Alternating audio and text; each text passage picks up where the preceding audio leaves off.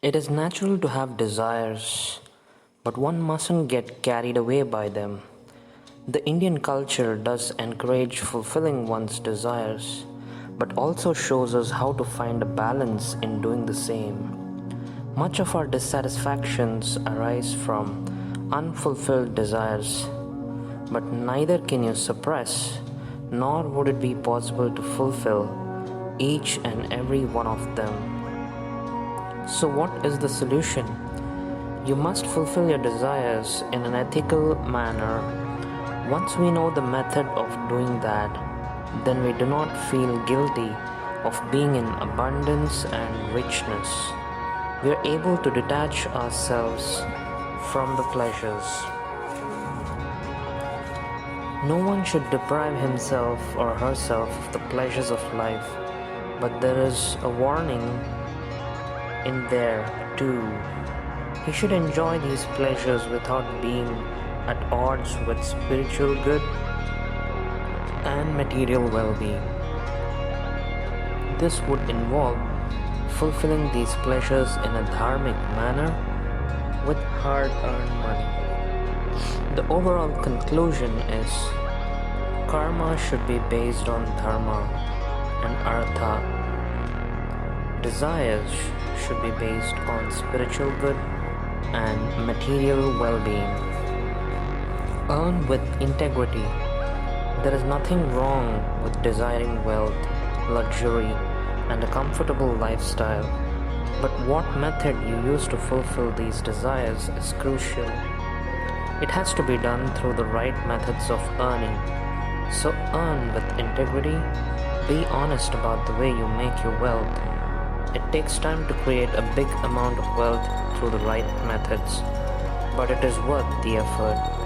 Indian scriptures mention two paths towards success: Shreyas, which is the path of good, and Preyas, which is the path of pleasure. Shreyas is the right path, but also a long and hard one. In the initial stages, you may feel you're not moving close to your goal at all, but be patient, because once you get there, that success will be permanent. The path of Preyas is one that is full of shortcuts and requires less effort. In the beginning, it may give one the illusion of success, but since this path is not based on natural principles, failure is bound to happen. As a master once said, the longest route to success is a shortcut. Spend with compassion. Don't be a miser. Be ready to spend what you have rightfully earned. So spend what's needed to fulfill all your desires. Spend on others as you do on yourself.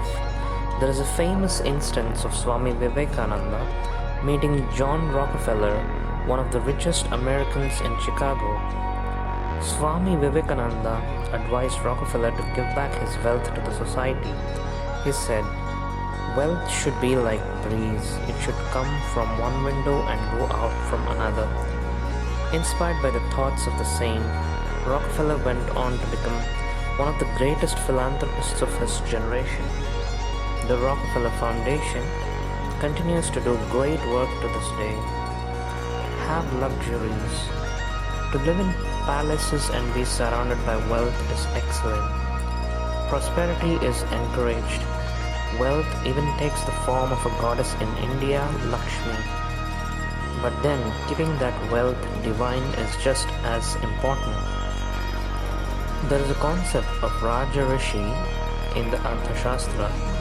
A Raja, who is a king, lives in the lap of luxury, but is also a philosopher, Rishi. King Janak from the Ramayana, the father of Sita, was one such Raja Rishi. Despite living a luxurious life, he was a wise, learned man. Richness takes another form in our lives: friends. Friend is an important part of building a good and strong kingdom. And the number of true friends by your side is nothing but a reflection of your strength and nobility.